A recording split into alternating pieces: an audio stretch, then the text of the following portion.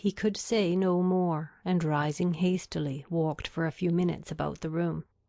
Eleanor, affected by his relation, and still more by his distress, could not speak. He saw her concern, and coming to her, took her hand, pressed it, and kissed it with grateful respect. A few minutes more of silent exertion enabled him to proceed with composure. It was nearly 3 years after this unhappy period before I returned to England. My first care, when I did arrive, was of course to seek for her; but the search was as fruitless as it was melancholy. I could not trace her beyond her first seducer, and there was every reason to fear that she had removed from him only to sink deeper in a life of sin. Her legal allowance was not adequate to her fortune, nor sufficient for her comfortable maintenance, and I learnt from my brother that the power of receiving it had been made over some months before to another person. He imagined, and calmly could he imagine it, that her extravagance and her consequent distress had obliged her to dispose of it for some immediate relief. At last, however, and after I had been 6 months in England, I did find her. Regard for a former servant of mine, who had since fallen into misfortune, carried me to visit him in a sponging-house, where he was confined for debt; and there, in the same house, under a similar confinement, was my unfortunate sister. So altered, so faded, worn down by acute suffering of every kind. Hardly could I believe the melancholy and sickly figure before me to be the remains of the lovely, blooming, healthful girl on whom I had once doted. What I endured in so beholding her! But I have no right to wound your feelings by attempting to describe it. I have pained you too much already. That she was, to all appearance, in the last stage of a consumption was, yes, in such a situation it was my greatest comfort. Life could do nothing for her, beyond giving time for a better preparation for death, and that was given. I saw her placed in comfortable lodgings and under proper attendance. I visited her every day during the rest of her short life. I was with her in her last moments. Again he stopped to recover himself, and Eleanor spoke her feelings in an exclamation of tender concern at the fate of his unfortunate friend. "Your sister, I hope, cannot be offended," said he, "by the resemblance I have fancied between her and my poor disgraced relation. Their fates, their fortunes, cannot be the same; and had the natural sweet disposition of the one been guarded by a firmer mind, or a happier marriage, she might have been all that you will live to see the other be. But to what does all this lead? I seem to have been distressing you for nothing.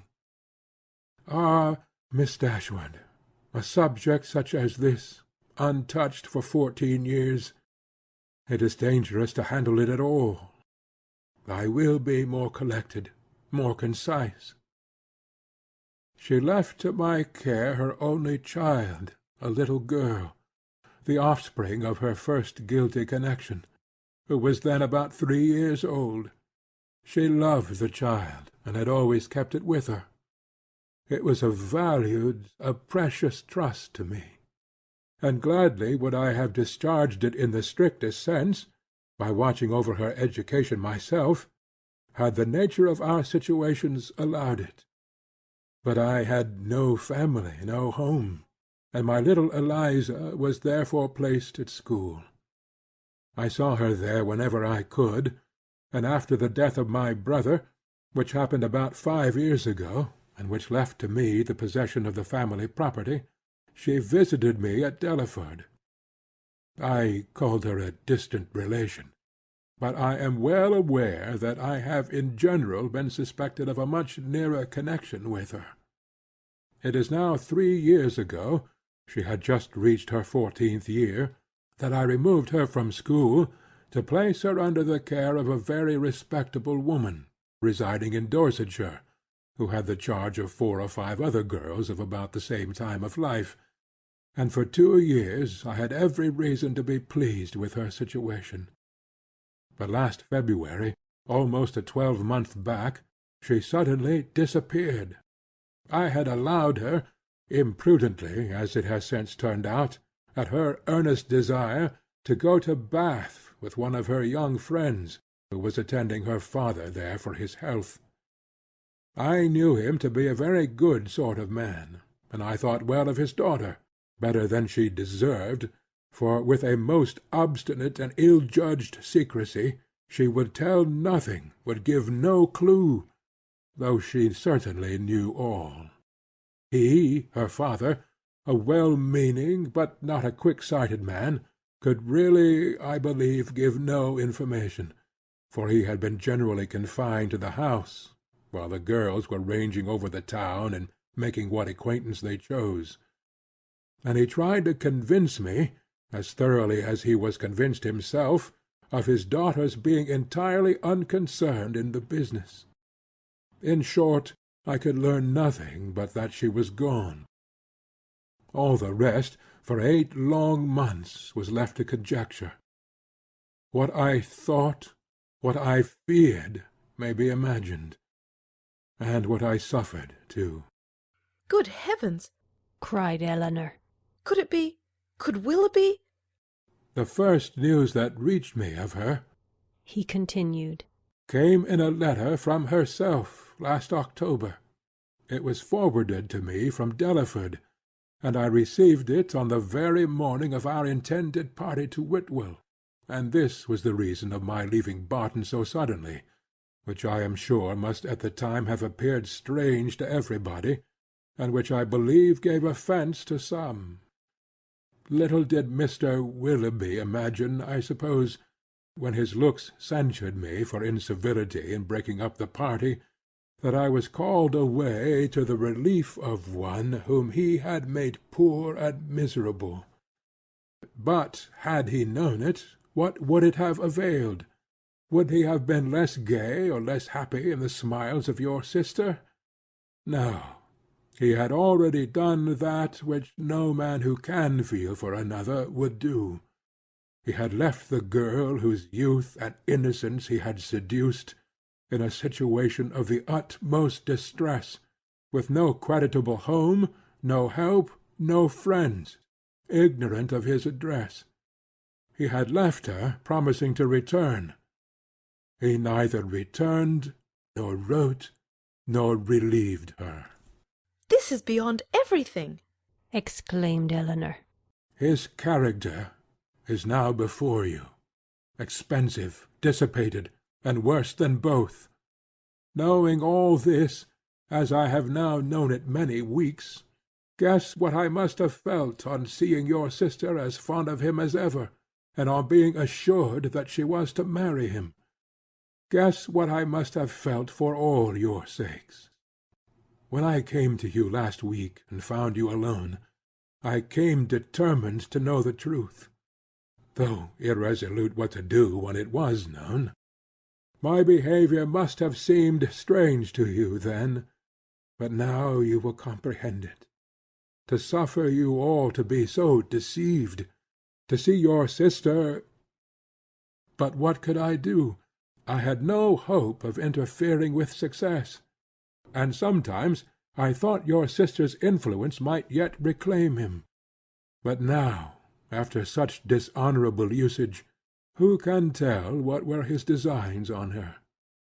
Whatever they may have been, however, she may now, and hereafter doubtless will, turn with gratitude towards her own condition, when she compares it with that of my poor Eliza, when she considers the wretched and hopeless situation of this poor girl, and pictures her to herself with an affection for him so strong, still as strong as her own, and with a mind tormented by self-reproach, which must attend her through life.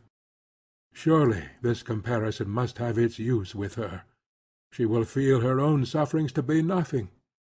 They proceed from no misconduct, and can bring no disgrace. On the contrary, every friend must be made still more her friend by them. Concern for her unhappiness, and respect for her fortitude under it, must strengthen every attachment. Use your own discretion, however, in communicating to her what I have told you. You must know best what will be its effect. But had I not seriously, and from my heart, believed it might be of service, might lessen her regrets, I would not have suffered myself to trouble you with this account of my family afflictions, with a recital which may seem to have been intended to raise myself at the expense of others. Elinor's thanks followed this speech with grateful earnestness, attended too with the assurance of her expecting material advantage to Marianne from the communication of what had passed. I have been more pained, said she, by her endeavours to acquit him than by all the rest, for it irritates her mind more than the most perfect conviction of his unworthiness could do. Now, though at first she will suffer much, I am sure she will soon become easier. Have you, she continued after a short silence, ever seen Mr. Willoughby since you left him at Barton? Yes, he replied gravely. Once I have. One meeting was unavoidable. Elinor, startled by his manner, looked at him anxiously, saying, What? Have you met him too? I could meet him in no other way. Eliza had confessed to me, though most reluctantly, the name of her lover, and when he returned to town, which was in a fortnight after myself, we met by appointments, he to defend, I to punish his conduct. We returned unwounded, and the meeting, therefore, never got abroad.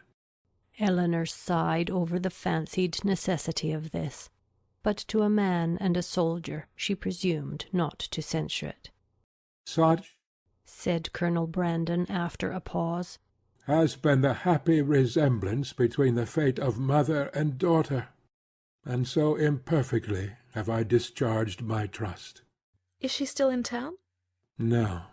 As soon as she recovered from her lying in, for I found her near her delivery, I removed her and her child into the country, and there she remains.